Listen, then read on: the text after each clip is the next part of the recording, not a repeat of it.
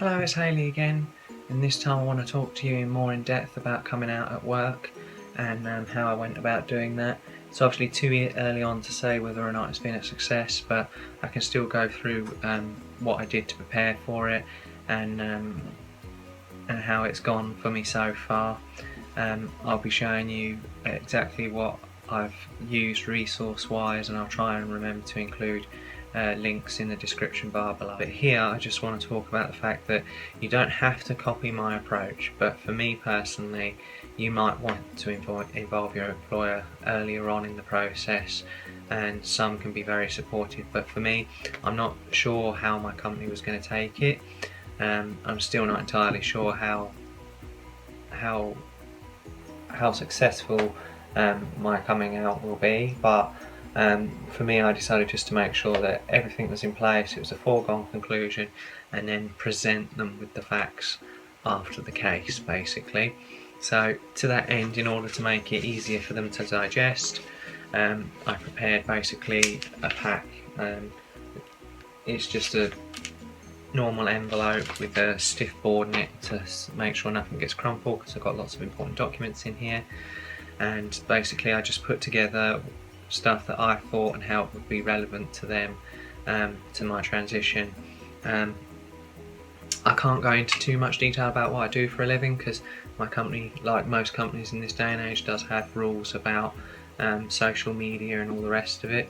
So I'm not going to name any company names or who I work for, but to briefly outline what I do, essentially I work for a family-run business which operates internationally, but it is quite a small operation, certainly less than 100 people, and basically from there, the job that I do or the skills that I have, I work for them directly and they contract me out to basically sites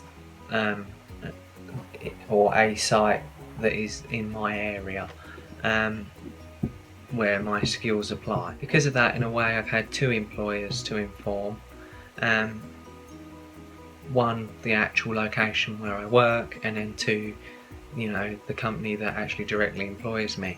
I'd already, because the site employer, again I'm not going to go into detail, the site employer is huge, and they had a HR department I could go to immediately and basically hit up and get a letter from, which I will show you, or an email from, saying that they didn't have a problem with my transition, and that other people within the organisation had transitioned on other sites, and for them it certainly wasn't going to be an issue with me continuing to operate on their sites. My other employer I have called for a meeting with via email.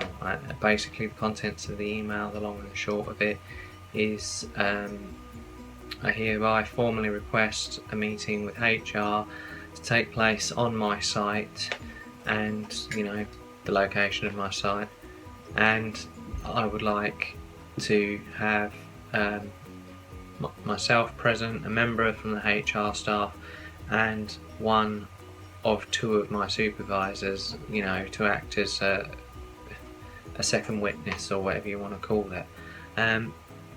That is really how any HR meeting should take place. It should be three of you, somebody acting as a neutral third party. Even if they're employed by the company, that's still fine. And they, so if there is any problem, it's not your word against them. And that's really for any HR situation, not just telling them this news. So I've called for the formal meeting. I'm still waiting for that date to be set by them. Unfortunately, much like the timing with a lot of things recently, their HR staff member, who I sent the email out to, has been taken ill and is now on long-term leave for a while. I don't know any details, but I've basically been told that they're not available to answer any emails at the moment. So I'm having to send the email directly to one of the two company directors, who admittedly I'm apprehensive about speaking to about this. I'm not going to say anything more than that, because until I know the results of how it goes, I can't make judgments about how they're going to take things and then, you know, slate them for things they haven't said or done. So, you know, you will get an answer to how they take it when I get a formal response back from them. But I've called for the meeting, I've got my pack ready to go, and basically with any luck it should just be a formality of, you know, here's the situation, here's how it's going to be. I might require additional time off of work and things like that for certain things. There is a list of things that you're entitled to get time off of work for medical appointments, and you might be surprised what's included on that list. I have, for that reason, basically got this 40 odd page document which I printed off the web. Now it actually is a useful tool for us as well. I mean, it's actually a lot more than 40 pages. I think 40 pages is relevant to the employer, and then yeah, once you get to about page 46 there's actually a checklist that you can follow, and beyond that, information for yourself that you can follow to do with coming out at work. I didn't follow the checklist, I must admit. I haven't made use of it, but this is the Work and Place Gender Reassignment Guide for Staff and Managers, March 2016, so last year, and it's been revised since then as well, according to the marker at the bottom of this page. A lot of it is just to do with introducing, if they have no idea of what transgender is, the idea of that to them, and resources that they can go and, you know, look at themselves if they don't have any clue. But mostly, and the important bit for us is it makes them aware of the 2010 Equality Act, which came into place obviously 6 years ago.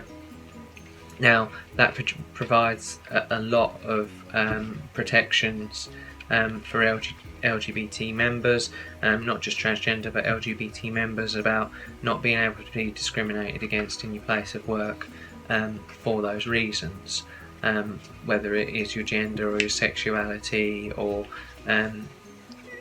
self-expression to a certain degree of those characteristics. The bit that is useful to us is roughly about page 46. Now I will include a link to this document and where to get it from in the description bar below. But reasons for absences. Now this, as I say, I was actually quite surprised by some of the things that you can get time off of work for. Now I'm doing my level best not to take time off of work for my transition, because obviously I'm self-funding, so any time I take off of work to do this is time I'm not earning money to do this, so it's like a catch-22 really. But you know, the options are there if necessary, and I will have to take time off of work eventually when I go for face surgery and things like that. You know, I can't just, that's not a one-day job. That's, you know, I'm going to have some proper time off of work for FFS and things like that, or chest augmentation, or even gender reassignment surgery if I want it, or whatever. So, you know, whatever angle you're coming at this from, there are going to be absences involved, and your employer needs to know about that. But reasons for absences, which I was surprised, well, some I was surprised by, some I was not. Appointments with psychiatrists, counsellors and therapists, etc. Now again, I'm not surprised by this one, and effectively if you do have an appointment come through from them, it's like any hospital appointment. You know, it's an appointment to be kept, it's not a request. We all know how stretched the NHS is anyway, so things like that the company has to give you time off for. Now they don't have to pay you for it if you've used your holiday, and they don't have to necessarily grant it to you as sick, because it's not sick, it's an appointment. So you might be required to take it as unpaid holiday. Again, I'm trying to avoid this as much as possible by I don't work a conventional working week as much as possible. I try to have every Friday and Saturday off, and so far for the past year, anything to do with my transition and anything like that, I've been just booking it on a Friday, and whether it's face laser, hospital appointments, going to doctors for blood work, etc, etc, I've just booked it all for Fridays, and you know, just so the work hasn't been interfered with. Hopefully that will continue, and you know, life will be simple for them and me. Appointments with healthcare professionals. So this is literally what I was talking about before. It's on here.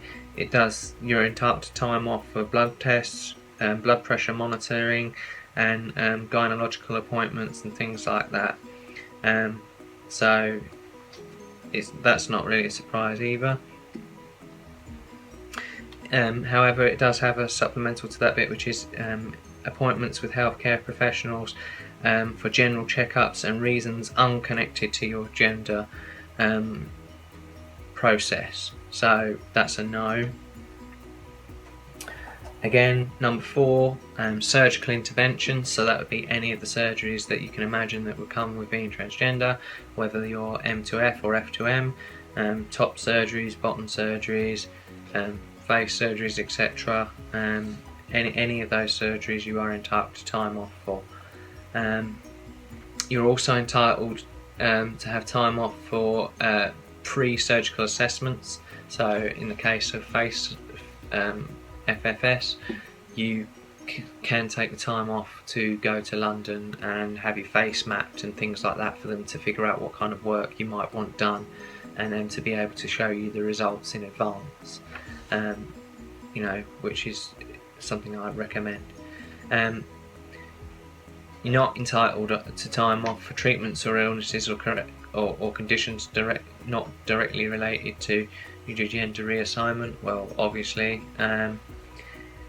you are, and this is one of the more surprising ones, you are entitled to time off for hair removal and correction of hormone imbalances, although it does say that mostly applies to intersex individuals. However, hair removal, so my laser hair removal, I have been doing that in my own time on Fridays, as I say, but I could have been taking time off for that. And you know, if they change my hours or my days off, then I'll still have to go to those appointments, and they'll just have to give me the time off. And when I burn through all my holiday, then they'll still have to give me the time off anyway. So we'll see how that goes. Speech therapy. Now, I'm filming this video again before my first speech therapy appointment. In my last video I was quite excited about that, but it hasn't happened yet. My final update for this month will be probably the 22nd or the 23rd, most likely the 23rd, after I've had a speech therapy session. In that video I'll go through what I've seen there, and also how my IDs have gone.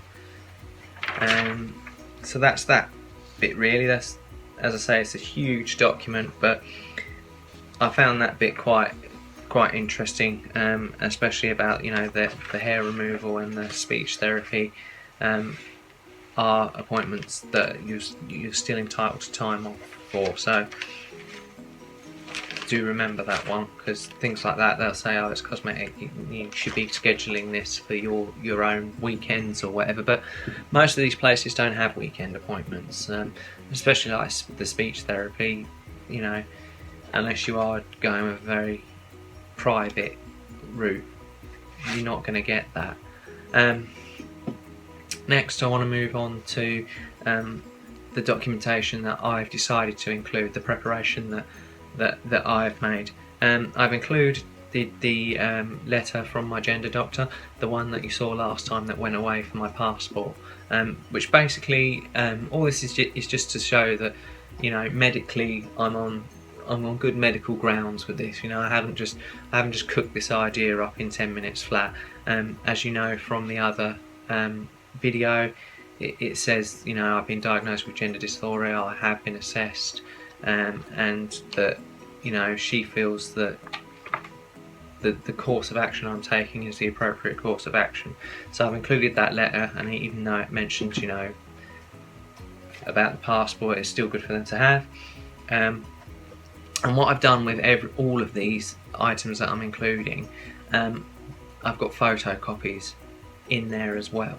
So everything's got a double, and in that way, when they come down and they see me on the day, rather than having to take all my documentation back with them and then photocopy it and then get it returned to me at some point, I've taken the legwork out of it for them. Like, the whole idea of this, why I've done this pack, is to make it just as plain, as simple as and as easy as possible for them, to try and show that, you know, I'm prepared and that I'm trying to do this right, and I'm not just mucking about. So there's a copy of that letter, a photocopy of that letter, and basically all they have to do is come down and say, yeah, they've seen the original, and they can sign any of these photocopies and take them back with them, all the photocopies, to say they've seen the originals of all of these, and then I can take my originals home with me.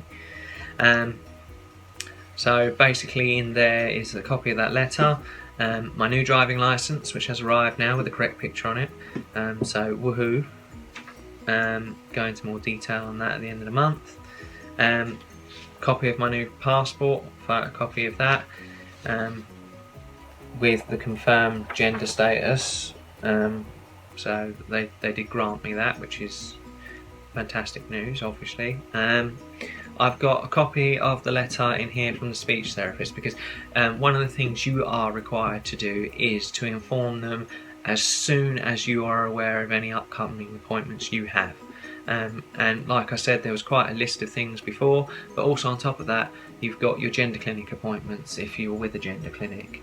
And those appointments are not optional. They give you a date, you show up, or you don't get, you know, much of a second chance. You get kicked off back to the waiting list, and you can wait until the wheel comes round again. So basically, you are required to inform them of any medical appointments, and you don't necessarily have to give them photocopies of the letter or anything like that going forward, but just for these first few things, I wanted them to have copies of it. And, you know, from now on I'll just send them an email saying, you know, I have face laser on such and such a date, or electrolysis, or blood work, or, you know, gender clinic, or voice therapy. So they'll have a copy of that. So I've got my voice therapy appointment letter in there. I've got the original letter in here, which is the only thing I've had even up until this point back from the gender clinic, dated for back in September. I have phoned up, I'm still on the waiting list. They said I was making good progress, so there you go. Don't know what that actually means, but we'll see in terms of like when they're actually going to give me an appointment. But it's done anyway. So they got a copy of that, so it proves that, you know, I have a gender clinic, and that, you know, they're aware of me, so yet more medical evidence of that things are happening. Coming back round to it, I've got another thing in there for ID purposes. This is my depot. They require a copy of my depot, obviously for legal reasons such as payroll and things like that. They're going to need a copy of that to prove that I've officially changed my name. I will be showing them a certified copy. They can sign off on the photocopy that they've seen one of the originals, so they can take that back with them. Again, the other thing is, I decided to include my passport, because when I took the job originally, they asked for my passport and took a copy of my original scan of that passport. So now I've got a new one with my new gender identity and everything else. I want them to have, you know, that updated as well. My driving licence, as I said before, I've given them that, or they'll be getting a copy of that. That's simply because I am required to drive works vehicles, and for insurance purposes obviously I cannot be running around with my old details. So there are things that as an employee, transgender or otherwise, you're going to be required to do, which is why I wanted to make sure and why I held off until my IDs were done, because I didn't want to tell them what, you know, I'm now Hayley, give them my documentation with just my depot, and then still be running around with a driving licence that didn't match, you know, the same name and thing and title. So I've updated that, and now that has arrived, as you remember, that was what was holding me back from pulling the trigger on all this. Now it's here. That's when I sent the email, because this arrived on Friday, so it's all done. I also included, just in case my company is worried about loss of business, etc., through me being transgender, not that they should do. And again, 2010 Discriminatory Act means that they're not allowed to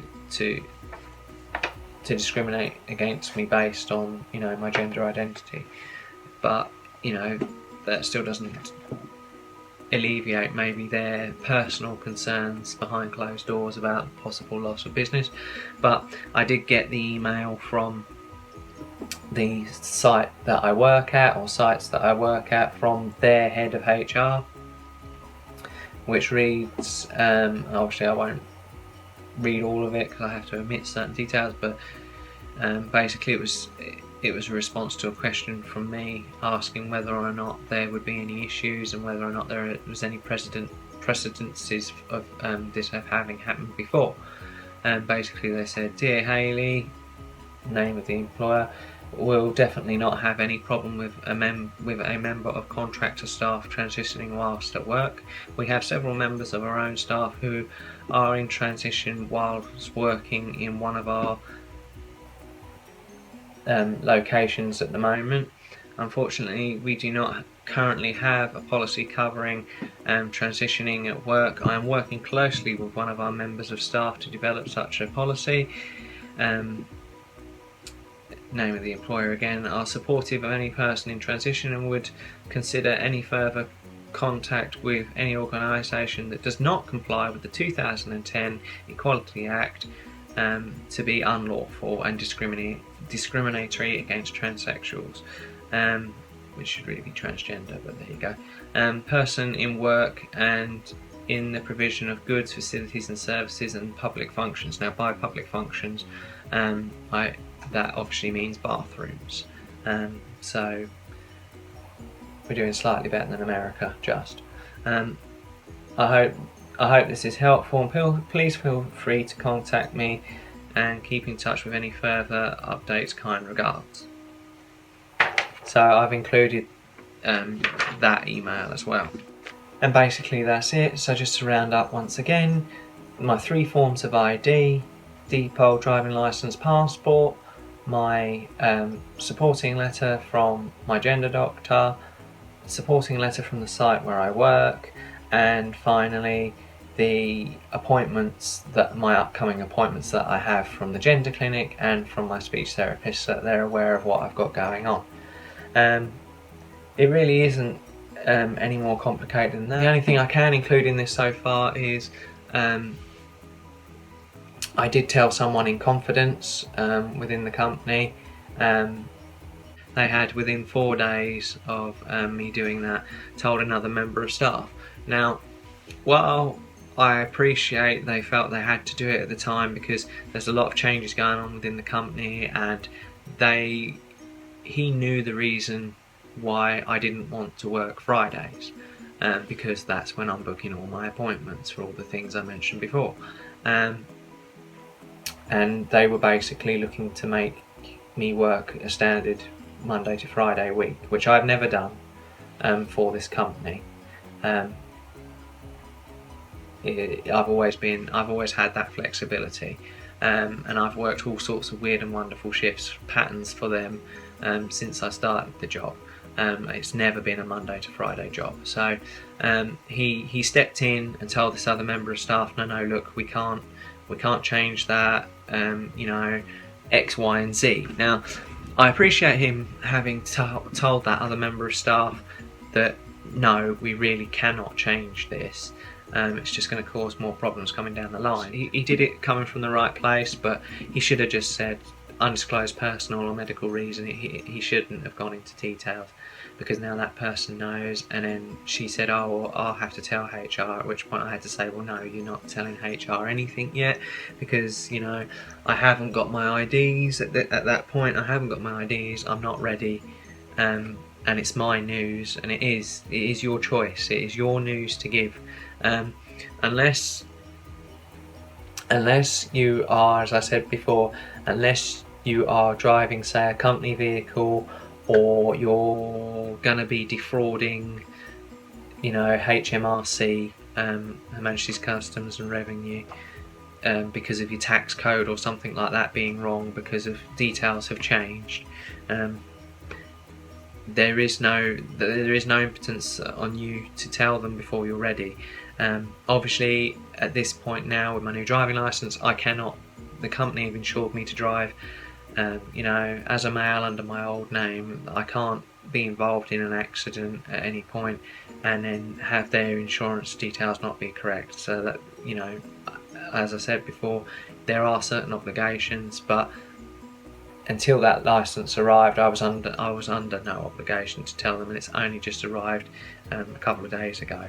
And as soon as it has, I've sent off that email saying I need a HR meeting, a formal HR meeting. Please come down with the HR representative and one of my two people that I've requested in the email. And that's it really. Other than that, this isn't an exact roadmap. I'm doing my best with what I know. I've just taken the choice of, you know, putting together a pack and just being as prepared as I possibly could, and more or less, you know, delivering it to them as a final conclusion, rather than, you know, having doubt about what was going on, when, why, how. It's done. It's done. I've got my new IDs. I've got my female passport, and, you know, that's it. It's sorted, and I will let you know how the final HR meeting goes, and obviously good, bad or indifferent. Thank you for watching, and I hope it's helpful. Bye! So basically what I have decided to done is to done. Yes, that's what I've waited to done.